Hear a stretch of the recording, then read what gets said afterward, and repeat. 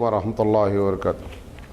الحمد للہ رب العالمین والعاقبۃ للمتقین والصلاۃ والسلام علی رسولہ الکریم. اعوذ باللہ من الشیطان الرجیم. بسم اللہ الرحمن الرحیم. لقد کان لکم فی رسول اللہ اسوۃ حسنہ. صدق اللہ العظیم. محترم حضرات، ہم سیرت رسول اکرم صلی اللہ علیہ وسلم پر سلسلے وار گفتگو کر رہے ہیں اور آج اس کا 178واں سیریل ہے. کل 177 تھا لیکن آڈیو اس کا ریکارڈ نہیں ہو سکا ہے. ہم بات کر رہے ہیں نبی کریم صلی اللہ علیہ وسلم کی اس تربیت کے بارے میں جو آپ نے اپنی امت اور خاص کر صحابہ کرام کی فرمائی.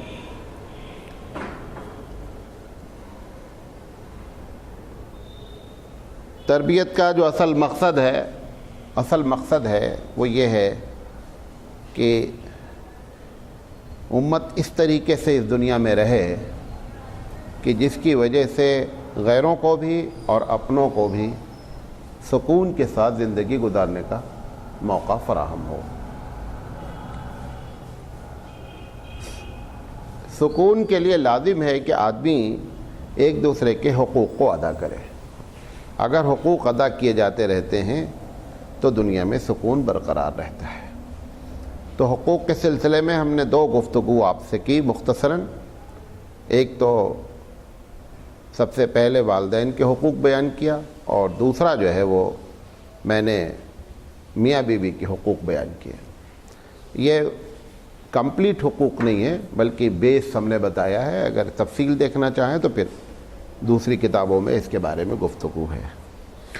آج ہم انشاءاللہ زندگی رہی تو 2 چیزوں پر بات کریں گے. ایک تو یہ کہ اولاد کے کیا حقوق ہیں اور دوسرے یہ ہے کہ اپنے قریبی رشتہ داروں کے کیا حقوق ہیں. وقت رہا تو ان دونوں پر ہم تفصیلی بات کریں گے. اولاد کے سلسلے میں سب سے پہلی بات تو یہ ہے کہ دنیا میں جو کنفیوژن تھا اللہ کے رسول نے اس کنفیوژن کو پہلے ختم کرنے کی کوشش کی. سب سے پہلا کنفیوژن یہ تھا کہ یہ ہماری اولاد ہے، ہم اس کو جیسے چاہیں ویسے استعمال کریں.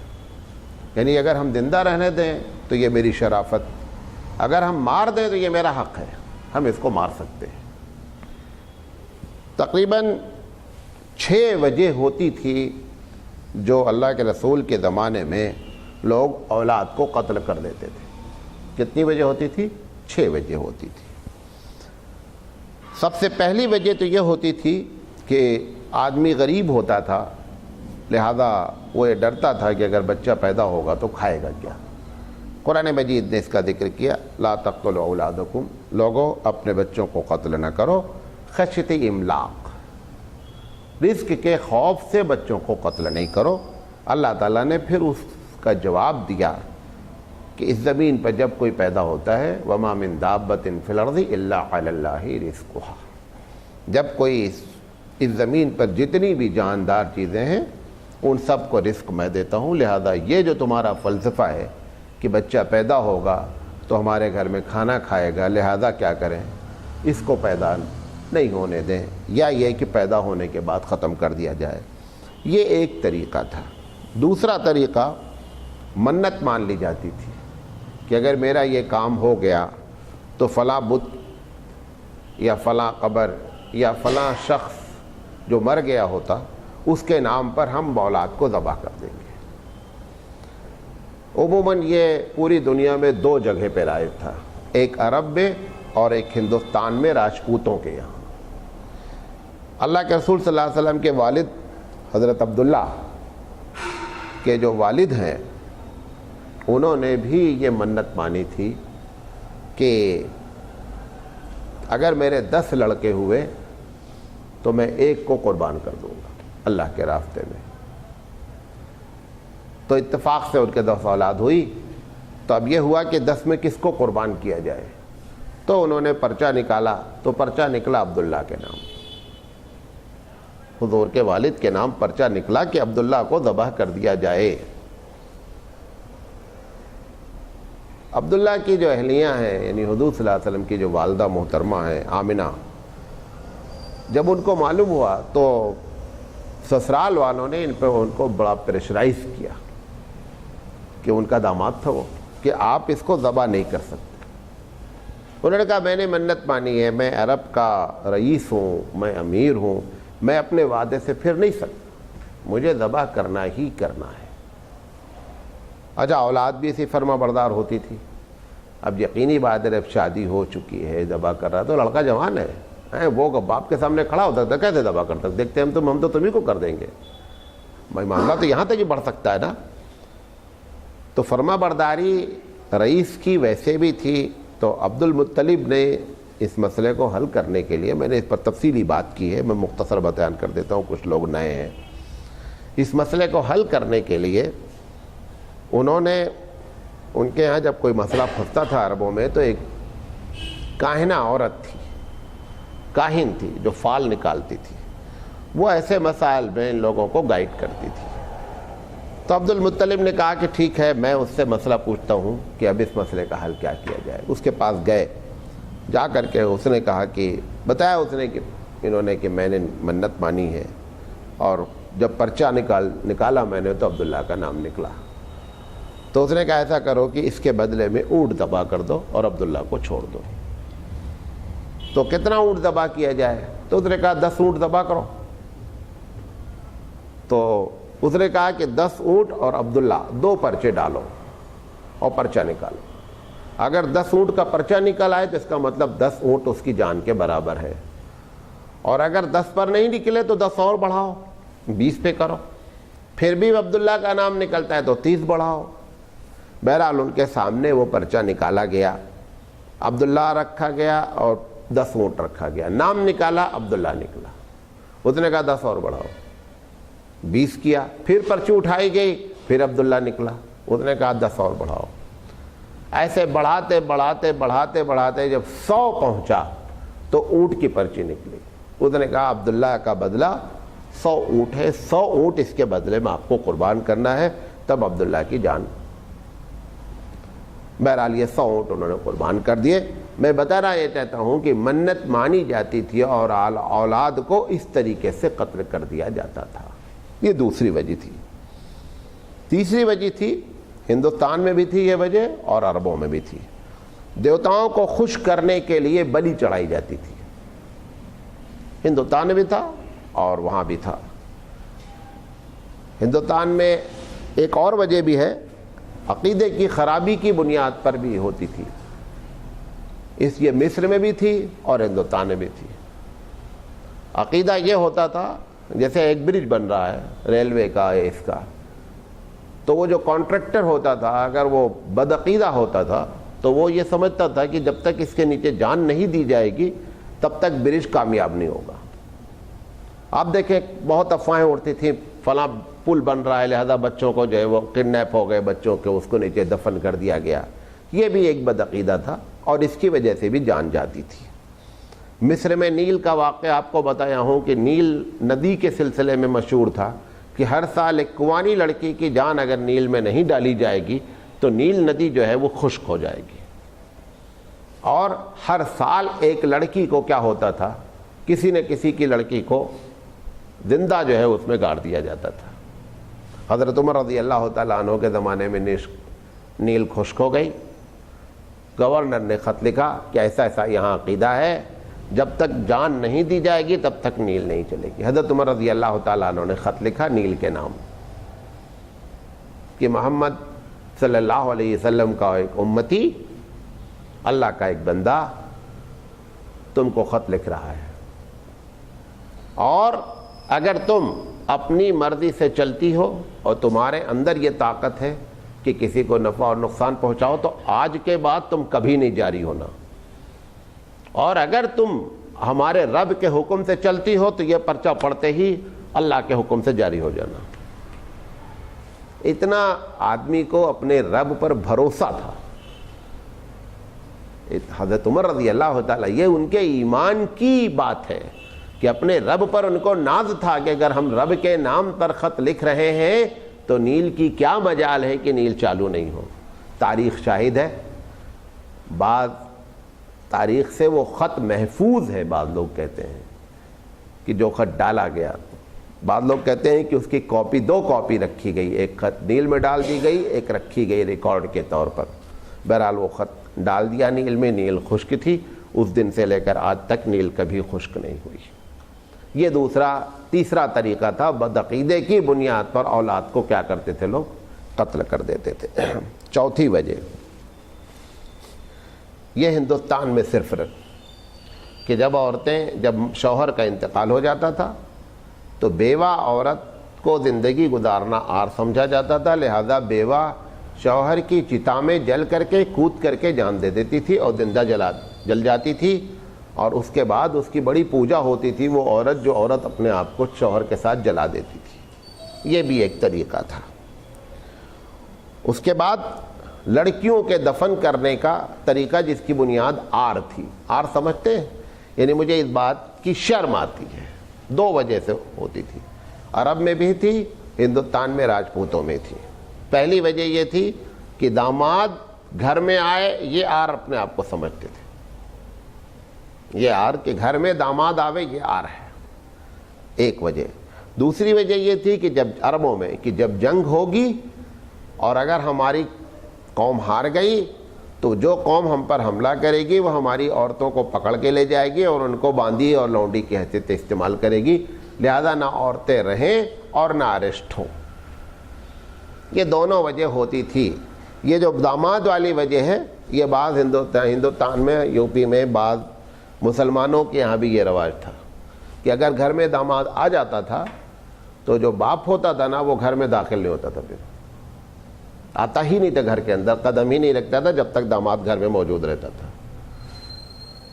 ہندوؤں کے یہاں یہ اتنا زیادہ تھا کہ پہلی بات تو باپ کبھی لڑکی کے گھر جاتا ہی نہیں تھا، اور اگر کبھی لڑکی کے گھر چلا گیا تو اس کی چارپائی پر بیٹھتا تک نہیں۔ آج بھی بہت سے ہندو قبائل ہیں کہ جو اگر چلے گئے اپنی لڑکی کے سسرال تو اس کی چارپائی پر نہیں بیٹھیں گے، پانی پینا تو درکنار ہے، بیٹھیں گے بھی نہیں، اس کی اتنا عار محسوس کرتے ہیں داماد کا کھانا یا اس سے۔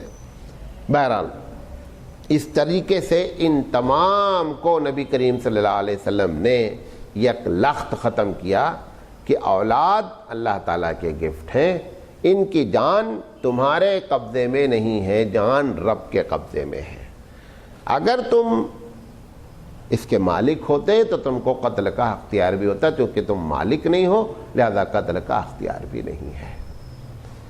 بہرحال اس کے بعد دنیا کے سارے مذاہب نے اس کو جرم قرار دیا، اور اگر آج کوئی ہندوستان میں بیٹے کو مار دے یا بیٹی کو مار دے تو اس کے اوپر قتل کا کیس ہی چلے گا، اس میں کوئی فرق نہیں ہوتا ہے۔ نبی کریم صلی اللہ علیہ وسلم نے یہ سب سے پہلی بات ختم کی۔ حقوق تو بعد میں بات ہے، پہلے تو جو اینٹی چیزیں ہیں وہ ختم کی جائیں۔ اس کے بعد اللہ کے رسول صلی اللہ علیہ وسلم نے بتایا کہ یہ جو تم نے سسٹم کر رکھا ہے، لڑکی اور لڑکا 2 آنکھ سے دیکھتے ہیں، یہ 2 آنکھ کا سسٹم ختم ہونا چاہیے۔ لڑکی بھی اتنا ہی حق رکھتی ہے، لڑکا بھی اتنا ہی حق رکھتا ہے۔ دیکھیں، وہ جو وراثت میں لڑکی کو آدھا حصہ دیا جاتا ہے، اس کی وجہ میں کئی مرتبہ آپ کو بتا چکا ہوں۔ وہ آدھا حصہ دینے سے آپ یہ کنفیوز نہیں ہو کہ شریعت نے دونوں کے درمیان میں کوئی تفریق کی ہے۔ لڑکی اور لڑکے کے اس سلسلے میں کوئی مثلا پیار، محبت، شفقت، ممتا، ان تمام چیزوں میں برابر ہی برابر رہے گا۔ پڑھائی، لکھائی، کپڑا، ایسا نہیں ہو سکتا کہ آپ لڑکے کے لیے جان بوجھ کر کے 500 میٹر کا کپڑا خریدیں، جب لڑکی کا نام آیا چلو اس کے لیے 100 میٹر خرید لیتے ہیں، ایسا آپ نہیں کر سکتے۔ آپ کو ہر حال میں دونوں کی پسند کا اور اس بات کا خاص خیال، یہ ایک الگ بات ہے اس کا کپڑا ایک اچھا لگ رہا ہے، وہ 400 میٹر ہی مل رہا ہے، لیکن اگر یہ ذہن میں بات ہے کہ یہ لڑکا ہے لہذا اس کا 500 کا لیں، یہ لڑکی ہے اس کا 400 کا لیں، یہ نہیں چلے گی بات، یہ گناہ ہے باقاعدہ۔ تو اللہ کے رسول صلی اللہ علیہ وسلم نے اس دوسری چیز کو اس کو ختم کرنے کی کوشش کی، اور ایک حد تک صحابہ کے زندگی میں ہی ماشاءاللہ یہ بات ختم ہو گئی کہ لڑکی اور لڑکے میں کوئی فرق نہیں ہے۔ تیسری چیز اللہ کے رسول صلی اللہ علیہ وسلم نے یہ کیا کہ آپس میں اولاد میں یہ چھوٹا بڑے کا سسٹم جو ہے نا، چھوٹا بڑا شفقت کرے لیکن حقوق میں برابر ہے۔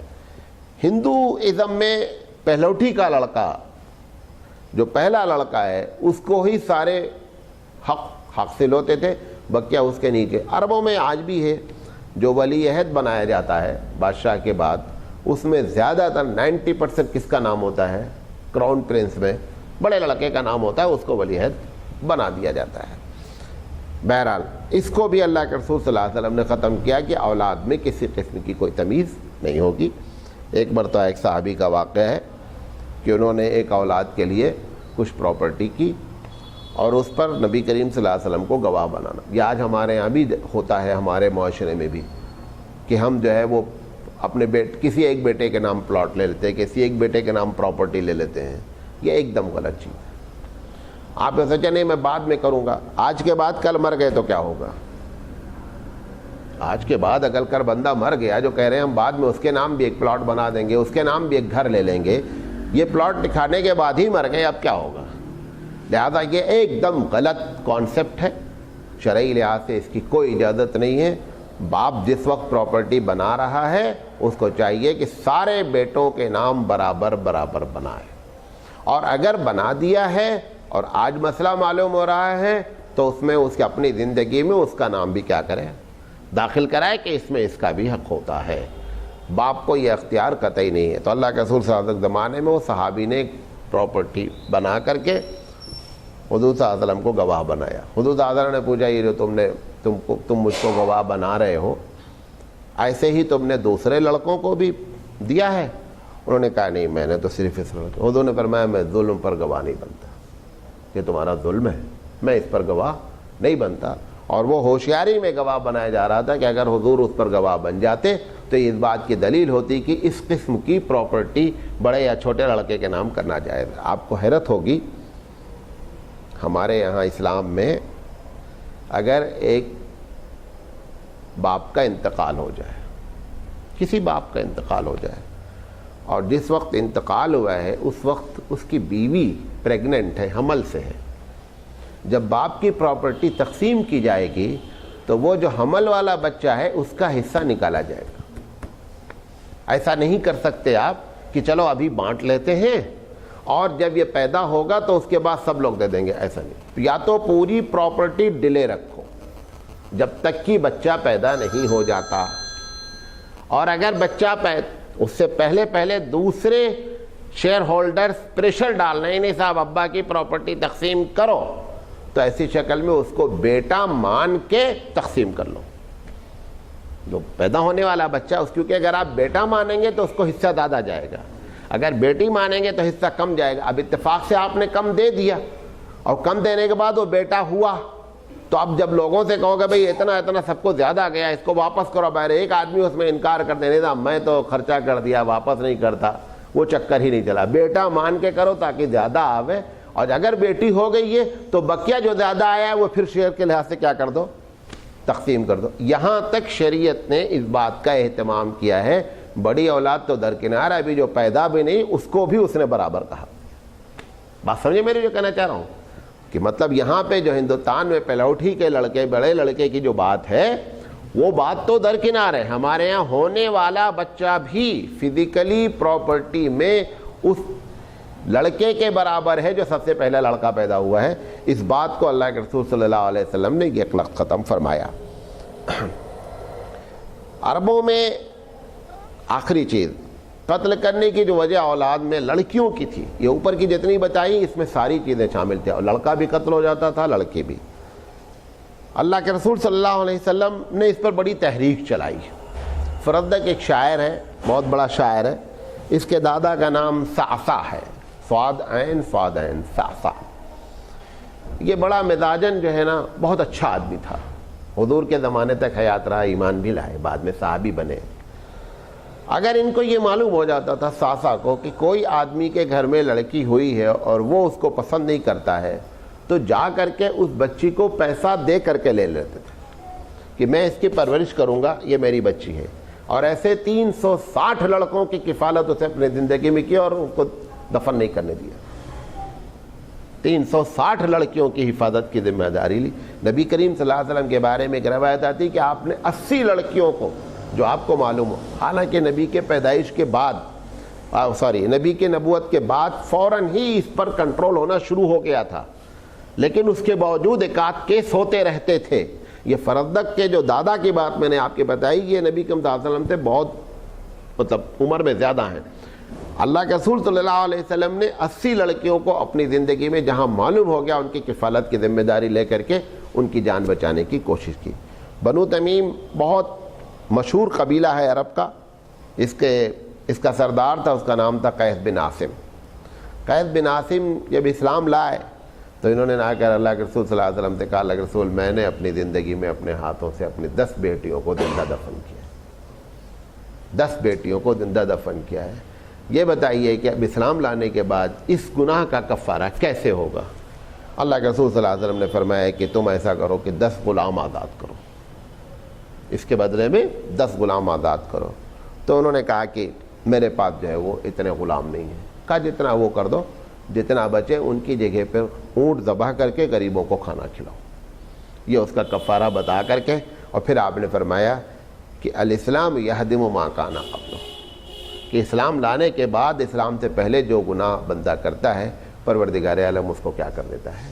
معاف کر دیتا ہے۔ تو بہرحال میں سب سے پہلی بات تو یہ آپ کو بتانا چاہ رہا تھا اولاد کے حقوق میں، کہ اللہ کے رسول صلی اللہ علیہ وسلم نے حقوق میں جو خرابیاں تھیں، حقوق مانے ہی نہیں جاتے تھے، اس کو منوانے کی کوشش کی۔ سب سے پہلی چیز اس میں کیا کہ زندہ رہنے کا حق دیا جائے، سب سے پہلا کیا ہے؟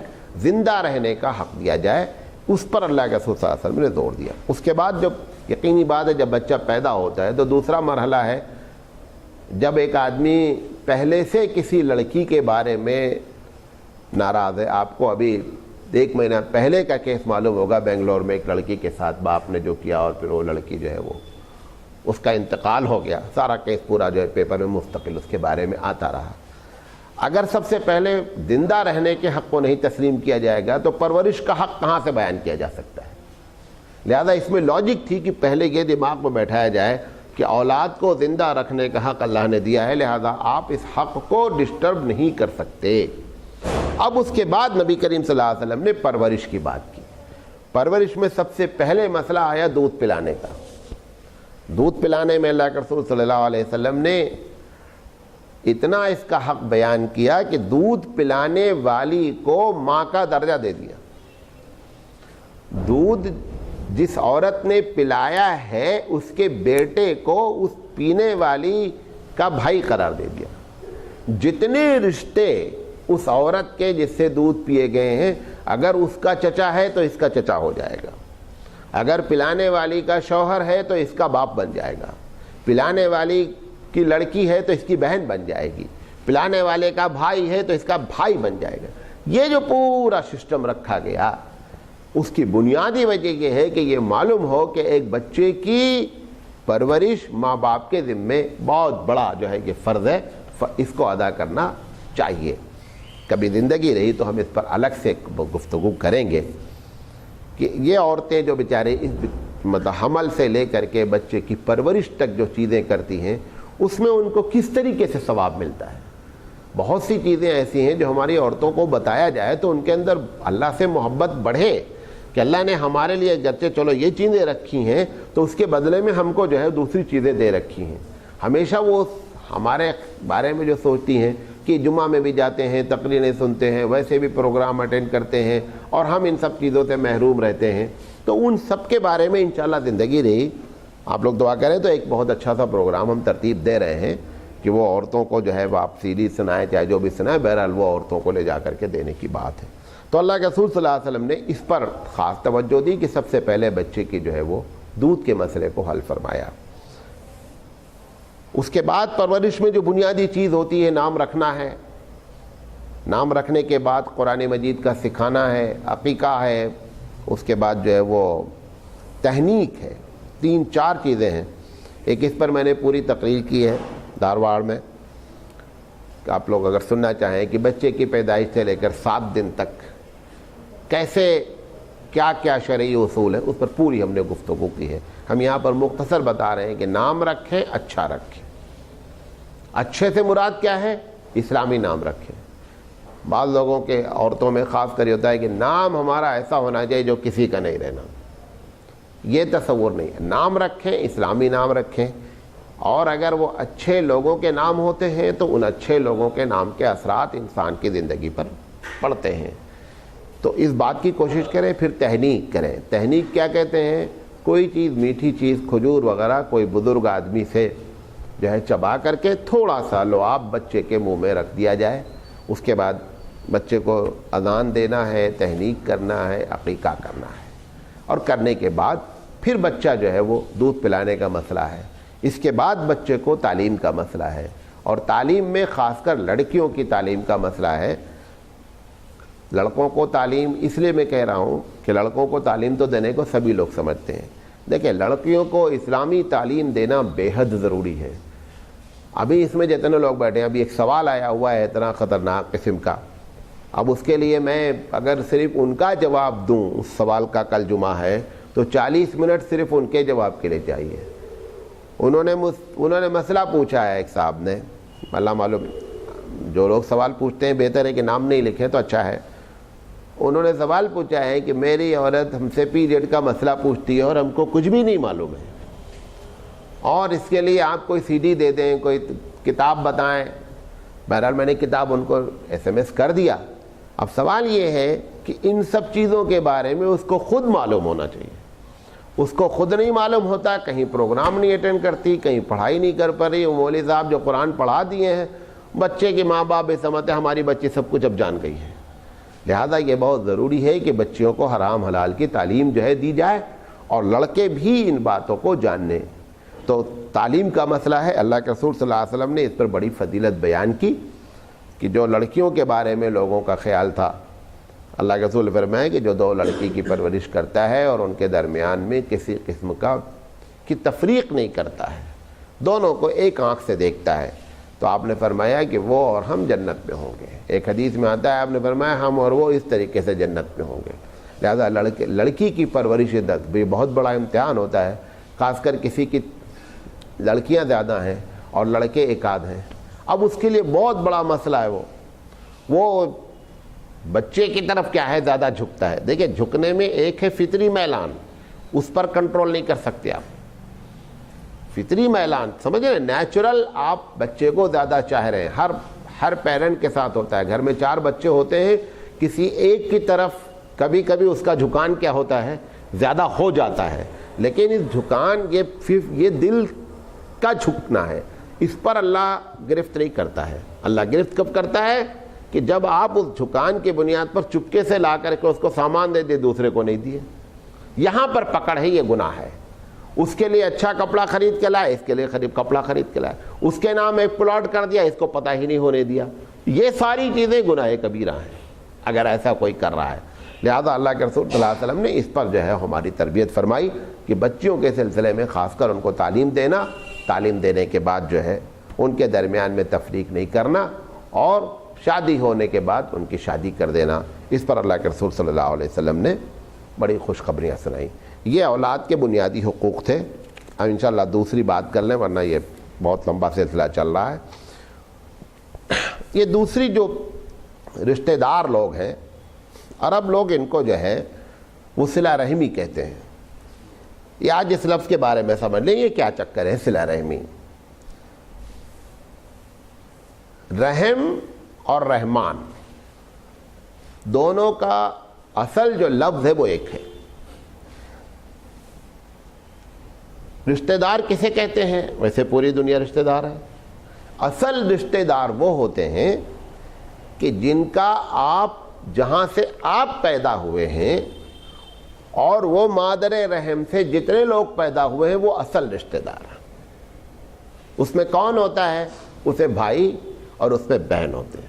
پھر اس کے بعد اس کا دوسرا جو اسٹیپ ہوتا ہے وہ ان کی اولاد ہوتی ہے. ٹھیک ہے, مطلب بھائی کا بیٹا اور بہن کا بیٹا. ٹھیک, یہ وہ رشتہ داریاں ہیں جن کو اصل میں صلہ رحمی کہتے ہیں. کیونکہ صلہ کے معنی جوڑنا اور رحم کے معنی مادر رحم. مادر رحم سے جڑنے والے رشتے یہ بنیادی طور پر یہ ہیں. تو کون کون آ جائیں گے اس میں؟ بھائی آئے گا, بہن آئے گا, ہماری. اچھا, اب ہماری ماں جس سے پیدا ہوئی ہے اس کی رحم سے جڑنے والے تو خالہ آئے گی. ہمارے باپ جس سے پیدا ہوئے ہیں اس کے باپ بھائی اس کا کون ہو جائے گا؟ چچا ہو جائے گا. تو اب آپ اپنا دیکھیں گے، ماں کا دیکھیں گے اور باپ کا دیکھیں گے. یہ تینوں کے ایک جن رحم سے یہ پیدا ہوئے ہیں وہی اصل رشتہ داری ہے. بات میں سمجھ گئے میں جو کہنا چاہ رہا ہوں؟ ہم جہاں سے پیدا ہوئے ہیں اس رحم سے کون کون پیدا ہوا ہے؟ نمبر 1. ہماری ماں جہاں سے پیدا ہوئی ہے اس رحم سے کون کون پیدا ہوئے ہیں؟ نمبر 2. تو اس میں خالہ آئیں گی، ماموں آئیں گے. اچھا، ہمارے باپ جہاں سے پیدا ہوئے وہاں سے کون پیدا ہوا؟ ہمارے چچا اور ہماری پھوپھی.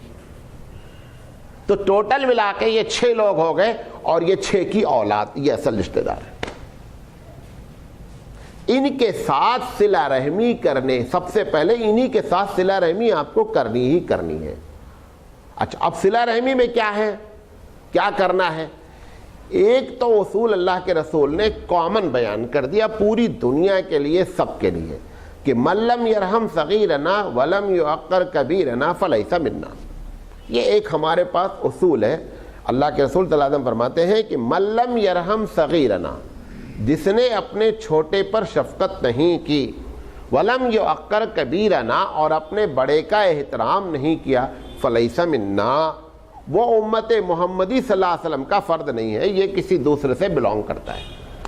یہ ہمارے پاس ایک بیسک پالیسی ہے. اس میں غیر مسلم ہو مسلم ہو اس سے کوئی بحث نہیں. مثال طور پر آپ بس میں بیٹھے ہوئے ہیں، ایک بوڑھا آدمی چڑھ گیا، آپ پر لازم ہے کہ اگر آپ کی صحت ایسی ہے کہ آپ کھڑے ہو سکتے ہیں آپ کو اس کو بیٹھانا ہے، چاہے وہ غیر مسلم ہو اور چاہے مسلمان ہو، اس سے کوئی بحث نہیں ہے. ہاں، آپ بیمار ہیں، آپ بھی اسی ایج کے ہیں تو ٹھیک ہے، لیکن اگر وہ بندہ اس کیٹیگری کا نہیں ہے، اس جوان ہے اور مستی سے بیٹھا ہوا ہے، ایک بوڑھا آدمی کھڑا ہوا ہے، یہ گناہ ہوتا ہے. اللہ کے رسول نے فرمایا کہ جس نے احترام نہیں کیا، تو صلہ رحمی میں بنیادی طور پر نمبر 3 چیزیں ہوتی ہیں. غور سے سنیے گا، یہ ہماری زندگی سے ڈیلی کے تعلقات والی بات ہے. 3 چیزیں ہوتی ہیں. سب سے پہلے مالی امداد. کس کو؟ وہ 6 کو اور 6 کے بچوں کو. وہ 6 سمجھ گئے جو بتایا، وہ 6 کو اور 6 کے بچوں کو مالی امداد کرنا، نمبر 1. نمبر 2، ان 6 کے ساتھ اپنی فزیکلی انوالومنٹ کرنا. مثال کے طور پر خالہ بیمار ہو گئی، آپ کو معلوم ہو گیا ہاسپٹل میں ایڈمٹ ہے، آپ جانا پڑے گا فزیکلی. ہو سکتا ہے وہ کہیں بیٹا آج یہاں رک جاؤ رات میں، تو آپ کو رات میں رکنا پڑے گا. تو دوسرا جو ہے صلہ رحمی کیا ہے؟ نمبر 1 مالی امداد کرنا، نمبر 2 اپنی جان کو لگانا، نمبر 3 ان کا احترام کرنا. یہ 3 چیزوں کا نام حقیقت میں کیا ہے؟ صلہ رحمی ہے. اللہ کے رسول صلی اللہ علیہ وسلم نے فرمایا، اگر آپ دیکھیں ہماری جو دوستیاں ہیں، جو محبت ہے، جو الفت ہے، اس کی بہت سی بنیادی وجہ ہوتی ہے. 2 دوست جو ہوتے ہیں، دیکھیں میں گنا رہا ہوں، کچھ میں نے نوٹ کیا ہے، آپ کو گناتا ہوں کس وجہ سے ہم ایک دوسرے سے اٹیچ ہوتے ہیں. کبھی کبھی ہم عمری کی وجہ سے اٹیچ ہوتے ہیں. ہم عمری سمجھتے ہیں سیم ایج کے لوگ ہیں، لہذا آپس میں کیا ہے. آپ دیکھیں ایک بوڑھے آدمی کے ساتھ ایک جوان جو ہے نہیں، شادی میں آپ دیکھیں کیسا بٹے رہتے لوگ. وہ گروپ جو بیٹھتے ہیں وہ 50 سے 70 والے ایک گروپ بنے رہتے ہیں، اور 30 سے لے کر 50 والے ایک گروپ بنے رہتے ہیں، اور 20 سے لے کر 30 والے ایک گروپ بنے رہتے ہیں، اور 20 کے 15 سے 20 والے ایک الگ گروپ رہتے ہیں. اور وہ ایک دوسرے، وہ اس کی وجہ کیا ہے؟ آپس میں ان کی ہم عمری ہے. اچھا، نمبر 2، کبھی کبھی ہم کلاس فیلو کی بنیاد پر ہماری محبت اور الفت ہوتی ہے، ہمارا ہم سبق ہوتا ہے، بہت دنوں کے بعد بھی ملاقات ہو جاتی ہے تو بھی ہم ان کے ساتھ کیا ہوتے ہیں؟ ایک اچھا برتاؤ کرتے ہیں. تیسری وجہ ہوتی ہے کہ وہ ہمارا پڑوسی ہے. چوتھی وجہ ہوتی ہے کہ ہمارا اس کا مزاج ایک ہے، وہ بھی دین کا کام کر رہا ہے، ہم بھی دین کا کام کر رہے ہیں، لہذا ہمارا اس کا مزاج اس بنیاد پر ہے. 5ویں وجہ پیشہ ایک ہے، وہ بھی اسی دھندے سے تعلق رکھتے ہیں، ہم بھی اسی دھندے سے تعلق رکھتے ہیں، لہذا ہماری ان کی الفت ہے. ہم وطنی جب یہاں سے نکل جاتے ہیں تو ہم وطن، ایک وطن کے لوگ ہیں. ہندوستانی مل جاتا ہے یورپ میں تو بڑا خوش ہو جاتا. اچھا، اس کے بعد ہم قومی زمرات، ایک قوم کے لوگ ہیں وہ مل گئے ہیں. اس کے بعد سب سے بنیادی چیز ہم رحمی ہے، جو میں نے آخر میں بیان کیا. یہ اصل ہے. ساری چیزیں ٹوٹ سکتی ہیں لیکن یہ ٹوٹ نہیں سکتی. وہ جو 6 لوگوں کو بتایا یہ رحم کی بنیاد پر ہماری ان کی محبت ہوتی ہے, لہذا اس کا جو ہے وہ صلہ سب سے زیادہ ہوتا ہے. جب کانٹیننٹل بنیاد پر ملاقات ہوتی ہے, آپ کو معلوم ہے کہ اگر یورپ کی کسی یونیورسٹی میں جب پریزیڈنٹ کا الیکشن ہوتا ہے تو اس بنیاد پر ووٹنگ ہوتی ہے کہ ایشیا والوں کو سپورٹ کرنا ہے, سمجھے. اگر جو ایشیا کے اسٹوڈنٹس ہوں گے وہ ایشیائی بچے کو کیا کریں گے, سپورٹ کریں گے, اور یوروپین کیا کریں گے, یوروپین بنیاد پہ سپورٹ کریں گے. اتنا بڑا جو ہے وہ معاملہ اکٹھا ہو جاتا ہے. تو بہرحال یہ جو ہم رحمی ہے یہ اصل مطلوب ہے. بقیہ ساری چیزیں جو ہیں جو ہوتی ہیں نیچرل چیزیں, لیکن جس پر گناہ ہے, جس پر سب سے زیادہ اللہ کے رسول صلی اللہ علیہ وسلم نے ہماری تربیت فرمائی وہ یہ ہے کہ یہ ان 6 لوگوں اور ان کے بچوں کے ساتھ ہم رحم کے ساتھ وہ جو 3 چیزیں بتائی وہ 3 سے. فضیلت اس کی کیا ہے؟ اللہ کے رسول نے فرمایا کہ جب بندہ صلہ رحمی کرتا ہے تو 2 چیزیں اس کو نصیب ہوتی ہیں. ترمذی کی روایت ہے. نمبر 1 کہ اس کے مال میں برکت ہوتی, روزی میں برکت ہوتی ہے. کیوں؟ اس نے بھی امداد پیسے کی ہے, لہذا اللہ اس کی روزی میں برکت دیتا ہے. لنک دیکھے دونوں کا. ترمذی کا تو وہ دوسرا ٹکڑا یہ ہے کہ اس کی عمر میں برکت ہوتی ہے, کیونکہ آپ نے فزیکلی اپنی عمر کا کچھ حصہ اس کے لیے لگایا. جو دوسری چیز میں نے بتائی کہ فزیکلی آپ اس کے ساتھ انوالو ہوں گے, رات میں رکیں گے, ٹھہریں گے, لہذا اللہ اسے برکت عطا فرماتا ہے. یہ حدیث دونوں اس واقعے کے ساتھ دونوں لنک ہوتی ہیں.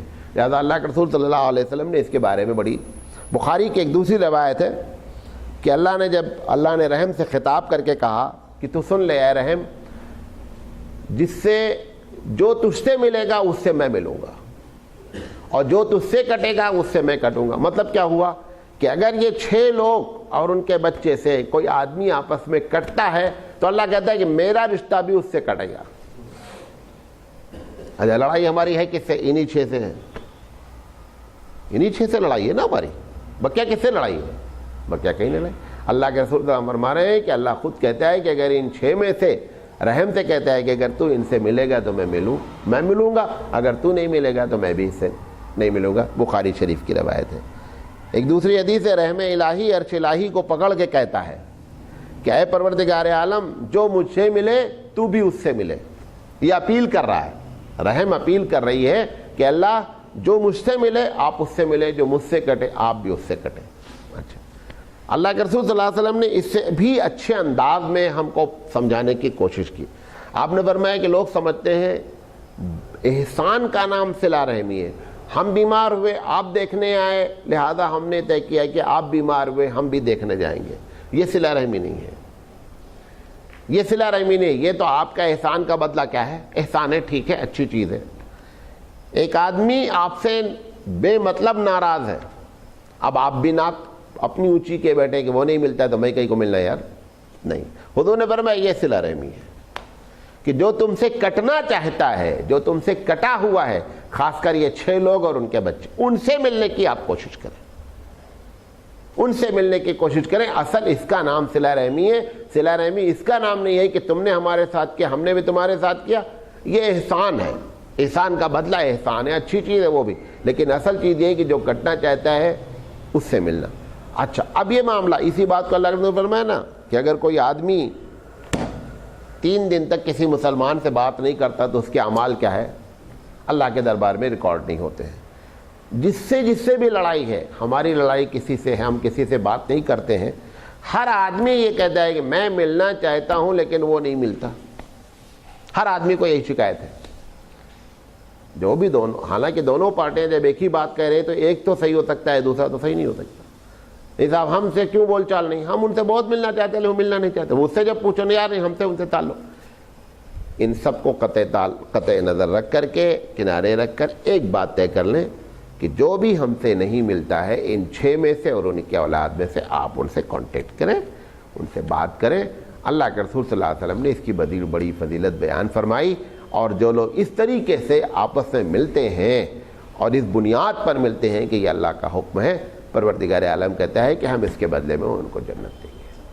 لہذا یہ سمجھ کر کے وہ ساری باتوں کو بھلا دیں کہ غلطی اس کی ہے یا غلطی ہماری ہے, اس سے کوئی بحث نہیں. اور کم سے کم یہ کریں کہ جب کہیں سامنے پڑ جائے, ٹھیک ہے آپ کا دل کسی وجہ سے بھرا ہوا ہے، کسی وجہ سے غمگین ہے، نہیں ملنا چاہتے ہیں، میں نہیں کہہ رہا ہوں کہ آپ روزانہ وزٹ کریں، لیکن کبھی سامنے پڑ جائے سلام کریں، آگے بڑھ کر کے سلام کریں، کبھی ٹیلی فون آ جائے ریسیو کریں، خوشی غمی میں بلا لیں، شامل ہو جائیں۔ یہ 3 کام جو ہے وہ کم سے کم ہم کرتے رہیں۔ اللہ تعالیٰ سے دعا ہے کہ اللہ تعالیٰ کہنے سے زیادہ عمل کرنے کی توفیق عطا فرمائے۔ وآخر دعوانا ان الحمدللہ رب العالمین۔ کل کے لیے ایک ضروری